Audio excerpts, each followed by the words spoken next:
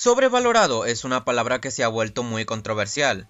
Es usada por muchos con todo título que es popular, muchas veces sin tener muy en claro lo que dicha palabra significa. Al mismo tiempo, es demasiada la gente que rechaza el uso de dicha palabra. Sobrevalorado se refiere a algo que obtiene más valor del que merece. Es una definición bastante simple, pero que muchos no la comprenden. Algo sobrevalorado no es algo malo necesariamente, y no porque algo sea popular significa que es algo sobrevalorado. Al mismo tiempo, no tiene nada de malo usar la palabra sobrevalorado cuando algo es sobrevalorado. Hay cosas que realmente son inferiores en calidad a otras cosas, pero reciben más reconocimiento que algo que es técnicamente superior.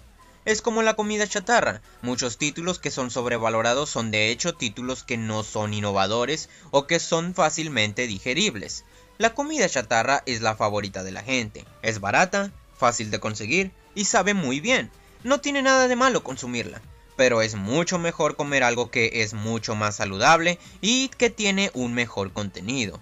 Si lo único que estás haciendo es comer y apreciar comida chatarra, no tienes derecho a enojarte cuando la gente te dice que tienes un mal gusto o solo un gusto promedio.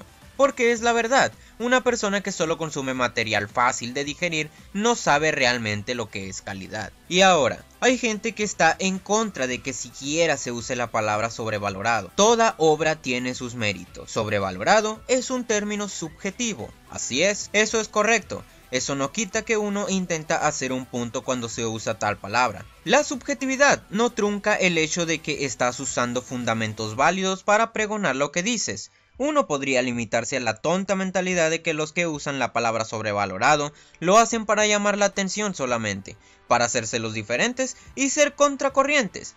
Y aunque a veces es el caso con algunas personas, lo cierto es que sobrevalorado es una palabra que se usa desde antes que siquiera existiese el internet. Lo cierto es que existen los estándares de calidad y que uno como fan del medio está en contra de que la fanbase sea unilateral en un asunto y solo exista un tipo de opinión, en vez de también compartir una visión poco aceptada como la nuestra. Pero la triste verdad es que el conflicto de estas personas solo es emocional. Ellos realmente no están en contra del uso de la palabra sobrevalorado como tal, ya que todos solemos opinar que algo es sobrevalorado directa o indirectamente. De lo que realmente estas personas están en contra es que se use el término con series que ellos consideran el pináculo de la excelencia. Ellos no quieren ser recordados a cada momento que lo que ellos consideran excelente no es la gran cosa. Si ellos dan a entender que algo les parece sobrevalorado, no tiene nada de malo, pero si tú opinas que algo es sobrevalorado, entonces eres un contracorrientes que quiere hacerse el especial. Así que no tiene nada de malo el uso de la palabra en sí. Su satanización es estúpida y doble moralista. Y como ya habrán podido ver en mi podcast con Pochoclo sobre One Punch Man,